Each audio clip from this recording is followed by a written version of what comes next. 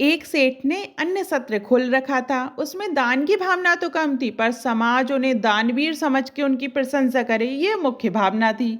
उनके प्रशंसक भी कम नहीं थे। थोक का व्यापार था उनका। वर्ष के अंत में अन्य के कोठारों में जो सड़ा गला अन्न बिकने से बच जाता था, वह दान के लिए भेज दिया जाता था।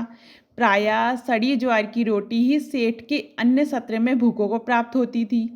सेठ के पुत्र का विवाह हुआ। पुत्रवधू घर आई। वह बड़ी सुशील, धर्मज्ञ और विचारशील थी। उसे जब पता चला कि उसके ससुर द्वारा खोले गए अन्य सत्र में सड़ी ज्वार की रोटी दी जाती है, तो उसे तो बहुत बड़ा दुख हुआ। उसने भोजन बनाने की सारी जिम्मेदारी अपने ऊपर ले ली। पहले ही दिन उसने अन्य सत्र से सड़ी ज्वार का आटा मंगवाकर एक रोटी बनाई, और सेठ जब भोजन करने बैठे तो उनकी थाली में भोजन के साथ वही रोटी परोस दी।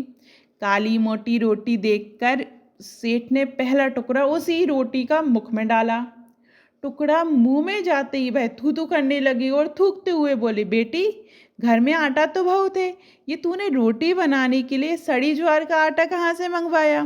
पुत्रवधू बोली, पिताजी, ये आटा परलोक से मंगाया है। ससुर बोली, बेटी, मैं कुछ समझा नहीं।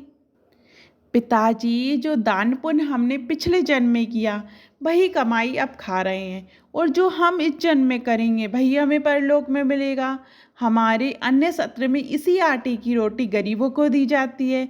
परलोक में केवल इसी आटे की रोटी पर रहना है, इसलिए मैंने सोचा कि अभी से हमें इसे खाने का अभ्यास हो जाए तो वहाँ कष्ट कम होगा। पिताजी, सेठ को अपनी गलती का एहसास हुआ। उन्होंने अपनी पुत्रवधू से क्षमा मांगी और अन्य सत्र का सड़ा गला आटा उसी दिन फिकवा दिया।